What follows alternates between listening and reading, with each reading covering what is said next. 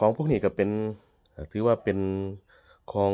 ที่ว่าไว้เตือนความทรงจำเนาะในการเดินทางของผมตั้งแต่สมัยผมเดินทางในลาว10ปีแล้วล่ะน่าจะเป็น10ปีแล้วเนาะนี่แล้วก็ของเก่าของแก่หมู่นี้ก็คือ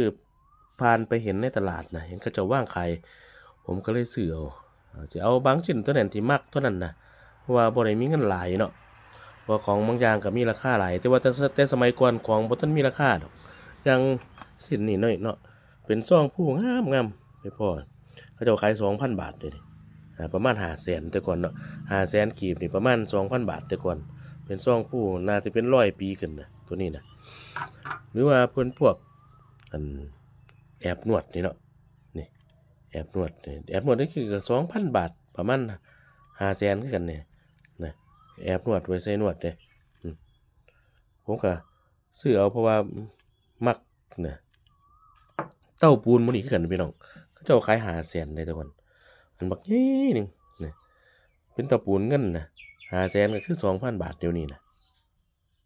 แต่ก่อนสมัยก่อนนะ500,000นะ500,000กีบคือ 2,000 บาทสมัยนั้นเนาะเดี๋ยวนี้500,000นี่เป็นเงินบ่จักบาทเด้ออืม500,000นี่เป็นเงินอยู่700-800เดี๋ยวนี้เนาะ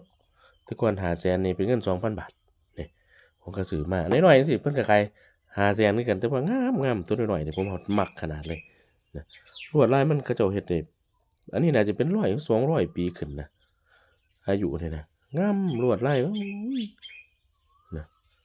ผมซื้อส่วนหลายบ่ได้ต่อดอกซื้อเขาเจ้าเลยแล้วเป็นพวกมีดน้อยๆจังซี่นะนะนี่อันนี้ก็เป็นอ่าสแอบนวดคือกันเนาะแอบนวดพวกนี้ก็ซื้อแต่แอบมันมานี่แหล้ว500,000หรือว่า 2,000แล้วก็มาซื้อเขากระทิ่งนี่ใส่อีกก็ไม่พอเขากระทิ่งก็ซื้อเขากระทิ่งมาใส่มันก็พอดีกันก็เลยเอามาใส่นะตกประมาณ 3,000นี่ล่ะในตัวนี้แต่ว่าพวกมีดนี่ก็ซื้อมาด้วยความว่าบ้านเฮาบ่ค่อยพอเนาะเป็นเครื่องเงิน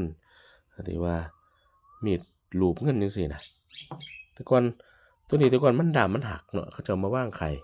ผมก็มาต่อมันก็พอดีกันพอดีก็ถือว่าสมบูรณ์นะต่อแล้วก็สมบูรณ์เป็นเขากวางขุดเนาะแต่ก่อนเพิ่นขาย700,000เนี่ย700,000นี่ประมาณ3,000ถึง2,800เนี่ยแต่ก่อนน่ะพี่น้องนี่ผมนี่ฟ้าวซื้อเลยนี่700,000นะหมู่นี้น่ะด้าม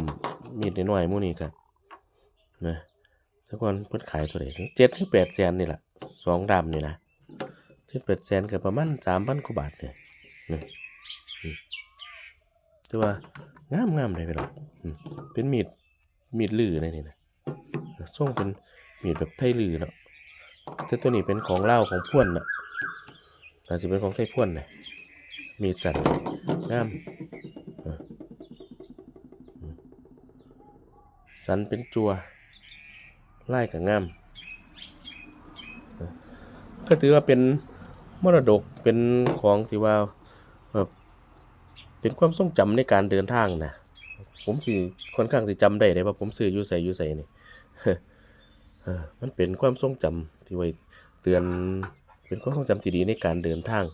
หลายคนบอกว่าโอ้เจ้าคือได้ไปหาซื้อบ่ได้ตั้งใจไปหาซื้อหรอกพี่น้องไปย่างตลาดแล้วมันก็ไปพ้อจังซี่นะเราก็มักพวกของเก่าอยู่แล้วเราก็เลยซื้อเอามาว่ามันเป็นเครื่องเงินอย่างน้อยก็ผมก็มักเกี่ยวกับพวกโลหะเงินนะอย่างน้อยมันก็อาจสิบ่มี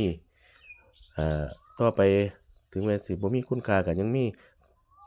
โลหะเงินเนี่ยมันยังมีค่านะแต่ว่าเดี๋ยวนี้เป็นของมีค่าหลายนะพี่น้องเนาะผ่านมาเป็น10ปีแล้วเดี๋ยวนี้เงินก็ขึ้นมาหลายเนาะของเก่าของแก่ก็หายากถือว่าผมได้เก็บสะสมมาไว้ให้ลูกให้หลานได้เบิ่งแล้วก็บ่ฮู้กันว่าในอดีตมันอาจสิเป็นของผมก็ได้นะเพราะว่าความบางสิ่งบางอันนี่ก็บ่ได้สิไปตามหามันน่ะมันมาหาเฮาของมันบางเทื่อเฮาบ่ได้เลือกมันแต่มันเป็นคนเลือกเฮานะเออมันอยากอยู่กับไผน่ะเนาะพี่น้องเนาะเอามาให้เบิ่งเป็นความทรงจำที่ดีในการเดินทางกับของเก่าของโบราณสำหรับคนมักหรือว่า